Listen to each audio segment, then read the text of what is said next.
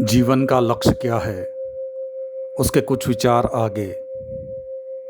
पता नहीं यह भगवान भी कैसा है कि कुछ लोगों पर ही कृपा करता है और कुछ लोगों पर नहीं करता। पता नहीं वहाँ भी कोई रिश्वत चलती है क्या, क्या होता है। पता नहीं वहाँ भी खुशामद का बहुत प्रभाव होता है, क्या होता है। तो कुछ चुने हुए लोग कर सकते हैं विचार, सब नहीं कर सकते। यह पागलपन सिखाया गया है। इसका परिणाम यह हुआ कि मस्तिष्क पंगु हो गए, चलने की सामर्थ्य विवेक खो दी। तो निश्चित ही आज यह बात लगती है, आज हजारों साल के बाद अगर कोई कहे कि हर आदमी मौलिक रूप से सोच सकता है, तो हमें विश्वास नहीं पड़ता। यह स्वाभाविक है। यह स्वाभाविक इसलिए नहीं है कि यह हमारा स्वरूप है, बल्कि इसीलिए कि हजारों साल की हमारी आदत है। और आदत के खिलाफ सोचना बड़ी हिम्मत की बात है, कई कारणों से। क्योंकि आदत आसान होती है और तोड़ना कठिन होता है। एक आदमी सिगारेट ही पीने लगता है तो तोड़ना बहुत ही मुश्किल होता है। एक बिल्कुल बेवकूफ़ी की आदत है जिसमें कोई भी मतलब नहीं है, एक रत्ती भर भी मतलब नहीं है। और कभी दुनिया अगर समझदार हुई तो हैरान होगी कि ऐसे पागल लोग भी थे पहले, जो मुंह में धुआं खींचते थे और निकालते थे। आपको बड़ी हैरानी होगी। और अरबों करोड़ों रुपया खर्च करते थे इसमें, केवल धुआं खींचने और निकालने में।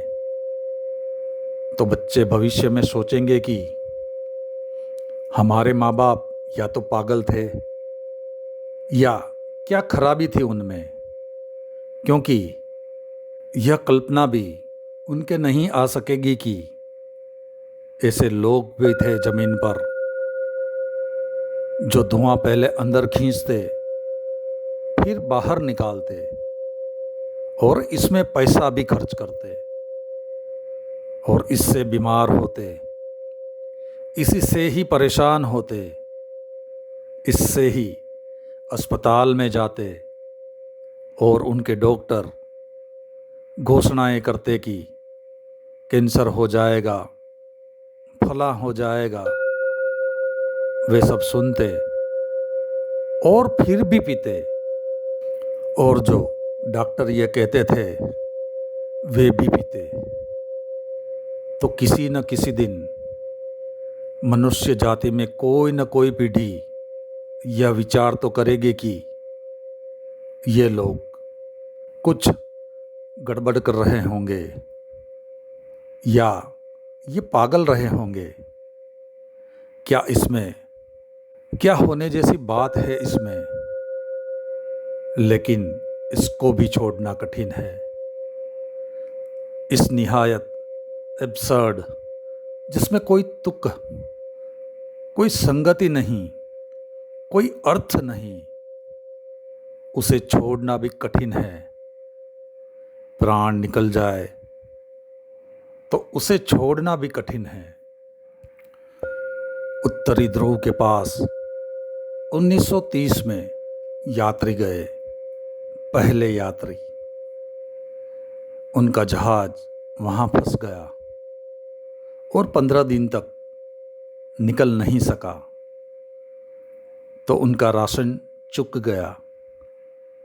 लेकिन राशन के चूकने से कठिनाई न हुई। वे भूखे रहने को भी राजी थे। लेकिन सिगारेट चुक गई। और तब एक तूफान आ गया उस जहाज में। बिना सिगरेट के रहना असंभव था। लोग सुस्त पड़ गए, लोग आंखें बंद करके पड़ गए, लोग रोने लगे, चिल्लाने लगे कि हमें कोई न कोई तरह सिगरेट दी जाए। आखिर हालत यह हुई कि जहाज की सारी रस्सियां काट कर लोग पी गए और कैप्टन परेशान हो गया कि तुम जहाज की रस्सियां काट दे रहे हो, कल जब हम निकलेंगे तो जहाज चलने योग्य न रह जाएगा। उन्होंने कहा, कल की कल पर छोड़ो, अभी तो हमको धुआं चाहिए। अब बचे या मरे, लेकिन मरेंगे तो भी कम से कम धुआं पीते हुए मरेंगे। यह तो राहत रहेगी। अब हम रुक नहीं सकते। वे जहाज की सारी रस्सियां काट कर पी गए। जहाज मुसीबत में पड़ गया। बड़ी मुश्किल से उस जहाज को लाया जा सका, क्योंकि जहाज के लोग ही रस्सियां चोरी से काट काट कर पी रहे थे। तो यह हमको हंसी आती है, और हमको हंसी इसीलिए आती है कि शायद हमको ख्याल नहीं कि हम भी बहुत ऐसी आदतों के बीमार होंगे जिन पर दूसरों को भी ऐसी हंसी आए। यह हो सकता है कि आप सिगरेट ना पीते हो, इसीलिए मज़े से हंस रहे हो। सोचते हो कि बगल वाला अच्छा मुश्किल में पड़ गया जो पीता है, लेकिन आपकी भी ऐसी आदतें होंगी। इससे कोई नहीं फर्क पड़ता कि सिगरेट पीते हैं, इससे कोई फर्क नहीं पड़ता। बस आज इतना ही, बाकी अगले अध्याय में।